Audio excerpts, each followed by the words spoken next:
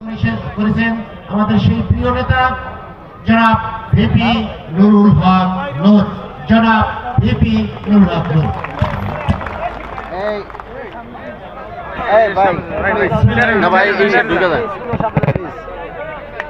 প্রিয় দশমিনাবাসী, যেহেতু মাগরিবের আজান এবং নামাজ সন্নিকটে বেশি বিস্তারিত কথা বলার সুযোগ নাই। দ্বিতীয়ত,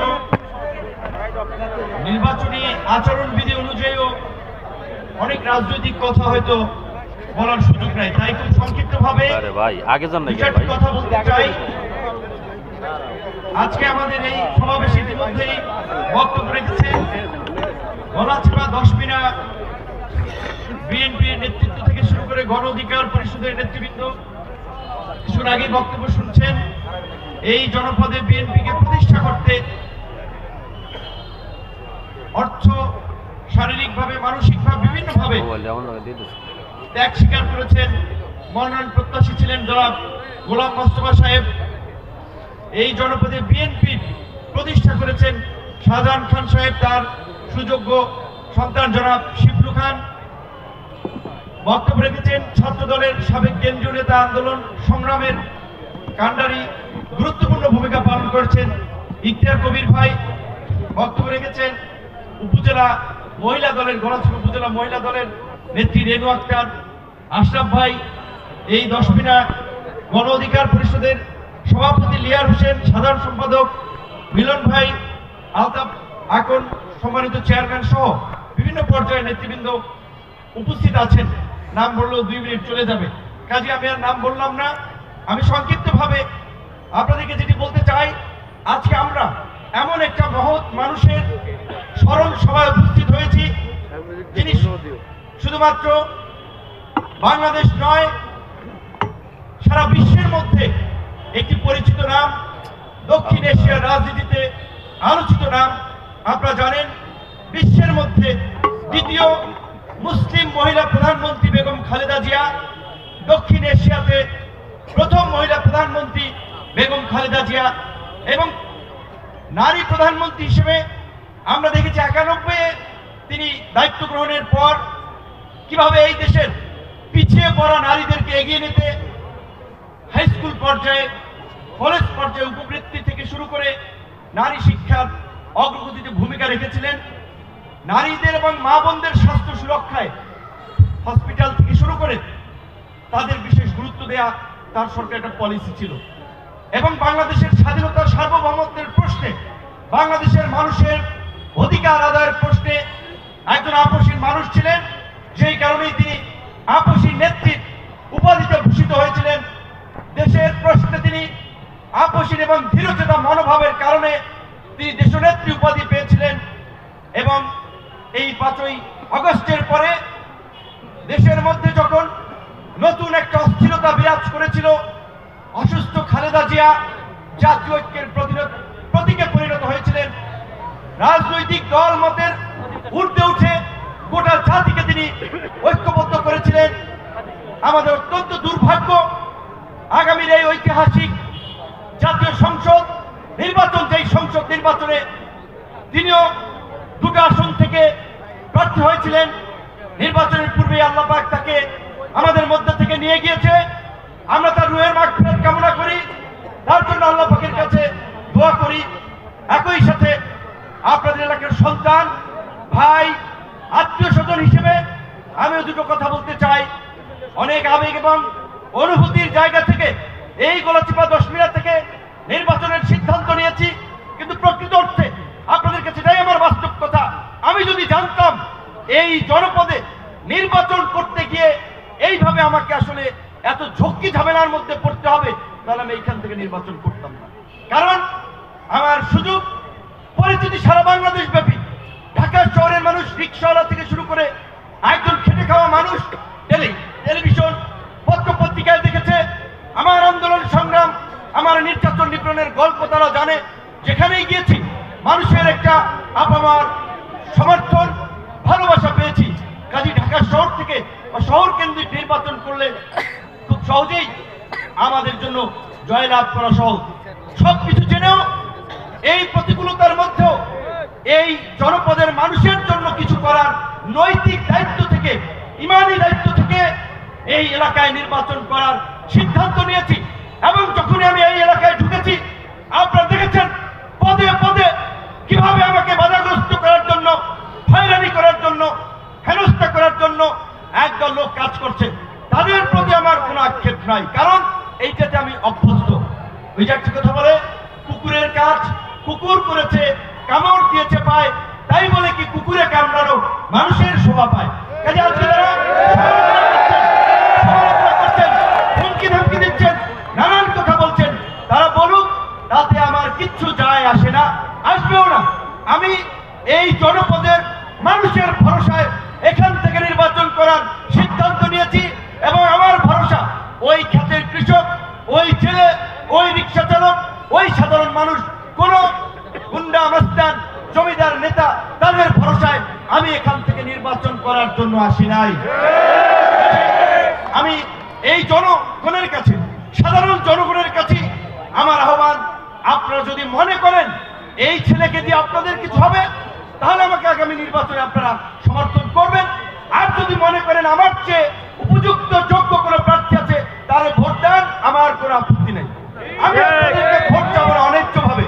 যদি আপনাদের বিবেক বলে, আপনাদের মানসিকতা বলে যে না, এই ছেলেকে ভোট দিলে সে এই এলাকার জন্য কিছু করতে পারবে, এই জনপদকে এগিয়ে নিতে পারবে, তাহলে আপনারা আমাকে ভোট দিবেন। আবেগের কথা আপনাদের শেয়ার করতে চাই। আমরা বয়সের তরুণ, আমাদের অপার সম্ভাবনা আছে। কাজে সেই সম্ভাবনাকে, রাজনৈতিক ক্যারিয়ারকে এগিয়ে নিতেই আমরা এই গলাচিপা 10 মিনাকে একটা পাইলট প্রজেক্ট হিসেবে, একটা পাইলট প্রকল্প হিসেবে নিয়ে এই জনপদের মানুষের শিক্ষা, স্বাস্থ্য, কর্মসংস্থানের ক্ষেত্রে একটা নতুন দিগন্তের সূচনা করতে চাই। এবং আমি আপনাদেরকে বলছি, সরকারিভাবে নয়, ব্যক্তিগত উদ্যোগে এই গলাচিপা 10 মিনাতে আগামী 3 সালে একটা হসপিটাল করব। কারণ আমাদের এই অঞ্চলের মানুষের সবচেয়ে দুর্ভোগ হয় চিকিৎসার জন্য পটুয়াখালী যাওয়া লাগে, বরিশাল যাওয়া লাগে, ঢাকায় যাওয়া লাগে। কাজী প্রাইভেট প্রতিষ্ঠান করেও নামে মাত্র মূল্যে যেন চিকিৎসা সেবা নিশ্চিত করা যায়, সেই কাজটি আমার একটা প্রধান টার্গেট। আমার লক্ষ্য থাকবে, যেহেতু এই চরাঞ্চল থেকে ঢাকা বিশ্ববিদ্যালয়ে পড়েছি, আমি মেধাবী ছাত্রদের আর্তনাদ বুঝি, বাবা মায়ের দুঃখ কষ্ট বুঝি, চাইলেও ঢাকায় রেখে পড়াতে পারে না, ভালোভাবে টিউশনি করাতে পারে না, ভালো স্কুলে পড়াতে পারে না। এই গলাচিপা 10 মিনাতে একটি মেধাবী সম্ভাবনাময় ছেলে মেয়েও টাকার অভাবে পড়াশোনা বন্ধ হবে না। এই অঞ্চলে যদি কোনো প্রতিভাবান ক্রীড়া ছেলে থাকে, যারা ক্রিকেট ভালো খেলে, ফুটবল ভালো খেলে, তাদেরকে জাতীয় পর্যায়ে যেভাবে পৌঁছে দেওয়া যায়, আমি সেই কাজটি করব। কৃষি প্রধান এই অঞ্চলের মানুষ যেন তার ন্যায্য অধিকার পায়। আজকে চরগুলো কতিপয় লোক দখল করে খাচ্ছে। আমি আমার দলে কোন লোক এই চর দখলের সাথে জড়িত না, আগামী তো আমি কোনোভাবে এই গরিব মানুষের অধিকার ফিরিয়ে দেওয়ার জন্য ডিসির সাথে, ইউনোর সাথে, ওসির সাথে আমার ফাইট করা লাগছে। তো আমি আপনাদেরকে এইটুকুই বলতে চাই, আমি আপনাদের ছেলে হিসেবে কোন নেতার ভরসায় নয়, আপনাদের ভরসাতে আমি এখানে প্রার্থী হয়েছি এবং আমি শেষ পর্যন্তই আমি থাকবো। আমি ধন্যবাদ জানাই জনাব তারেক রহমানকে, বিএনপিকে, তারা এই জনপদের মানুষের আবেগকে সমর্থন জানিয়ে, অনুভূতিকে শ্রদ্ধা জানিয়ে তারা বিএনপির প্রার্থী দেয়নি, আমাকে সমর্থন দিয়েছে। আমি কৃতজ্ঞতা জানাই আলহাজ গোলাম মোস্তফা সাহেবকে। এই বয়স্ক মানুষ মনোনয়ন দাখিলের শুরুর দিকে এসেছিলেন, আবার ঢাকায় গিয়ে আবার এসেছেন।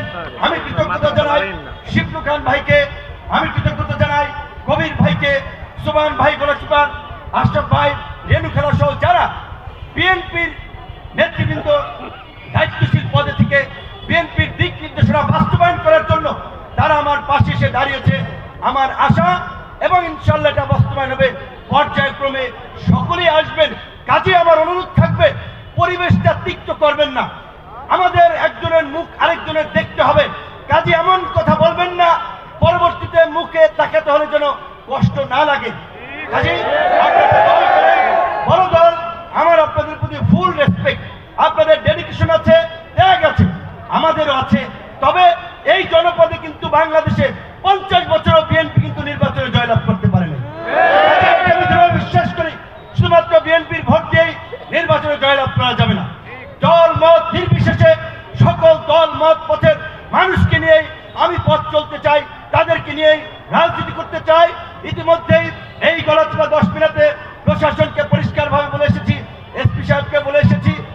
লোকাল পর্যায়ে নির্বাচন করি। এটা শহর এলাকা না, এইখানে আওয়ামী লীগের ওইভাবে কোনো রাজনৈতিক অপতৎপরতা নাই। কাজী কোনো নিরীহ মানুষকে হয়রানি করবেন না। এতদিন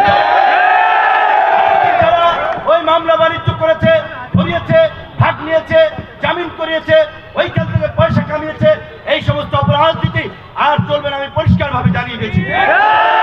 গণ অধিকার পরিষদের সাথে সম্পৃক্ত আমাদের নির্বাচনী কর্মকাণ্ডে যারা জড়িত তাদেরকে আমরা পরিপূর্ণ ভয় দিতে পারি। আপনাদের কিছু হলে আপনারা আমাকে বলবেন। আমি এখন 90-95% সময় এই এলাকায় থাকি। আমার কোনো ভাই বন্ধু, আমার কোনো কর্মী যদি কাজ করতে গিয়ে বিপদে পড়ে, রাত 3টে হলে আমরা ছুটে আসি। আপনাদেরকে একটু কথা বলবো, ভয় পাবেন না, হুমকি ধামকিতে কাবু হয়ে যাবেন না। আমরা বিজয়ের দ্বার প্রান্তে পৌঁছে গেছি। যদি মিলান ব্যাপক ভোটের ব্যবধানে আগামীতে বিএনপির যেহেতু আমরা সমর্থন পেয়েছি, ইনশাল্লাহ এই আসনে ট্রাক মার্কা জয়লাভ করবে। কথাবার্তা বলে মানুষকে বিভ্রান্ত করা যাবে না। মানুষের চোখ আছে, মানুষের কান আছে, কাজী মানুষের বিবেক আছে। তারা চোখ দিয়ে দেখে কোথায় কি হচ্ছে, কান দিয়ে শুনে কোথায় কি বলছে, বিবেক দিয়ে চিন্তা করতে পারে কারে দিলে কোন কাজ হবে। নিশ্চয়ই গ্রামে যেটা বলে, হিয়ালের কাছে মানুষ মুরগি বাগা দেবে না। কাজী আমার এটা আপনাদের প্রতি আহ্বান, আপনারা আমার প্রতি আস্থা রাখবেন। ইনশাল্লাহ এই জনপদ হবে আগামীর নতুন বাংলাদেশের রোল মডেল, যেটা দেখে বাংলাদেশের সরকার বলবে, ভাই তুমি কিভাবে তোমার এলাকায় এই কাজ করেছ, আমরা সরকার এটা এক্সিকিউট করতে চাই। সরকারি পাঠ হবে ইনশাল্লাহ। সেই জায়গা থেকে আপনাদেরকে শুধু সর্বশেষ মন্তব্য আমার এটাই, জীবনের সুযোগ বারবার আসে না। এই অঞ্চলের মানুষ পিছিয়ে পড়া, শিক্ষা, স্বাস্থ্য, যোগাযোগ, উন্নয়ন সর্বক্ষেত্রে। কাজেই এইবার যে সুযোগ পেয়েছেন, আপনাদেরকে সিদ্ধান্ত নিতে হবে। আপনারা কি নিজেরা এগিয়ে যাবেন 500-1000 টাকায়, কিংবা আরেকজনের যারা প্রভাবিত হয় কারো পিছনে রাজনীতি করবেন, নাকি আমরা যে জাতীয় রাজনীতির মাঠ থেকে আঞ্চলিক পর্যায়ে রাজনীতিতে এসেছি, আমাদেরকে সমর্থন করে এই পিছিয়ে পড়া জনপদকে এগিয়ে নেবেন। যেহেতু মাগরিবের আজান হয়ে যাবে, আমি সংক্ষেপ করলাম এবং সর্বশেষ আমাদের সংক্ষিপ্তভাবে দোয়া মোনাজাত পরিচালনা করার জন্য আমি আহ্বান জানাচ্ছি আমাদের ইমাম সাহেবকে। তারপরে আমরা নামাজের উদ্দেশ্যে রওনা দেব ইনশাআল্লাহ। ওনারা একটু সামনে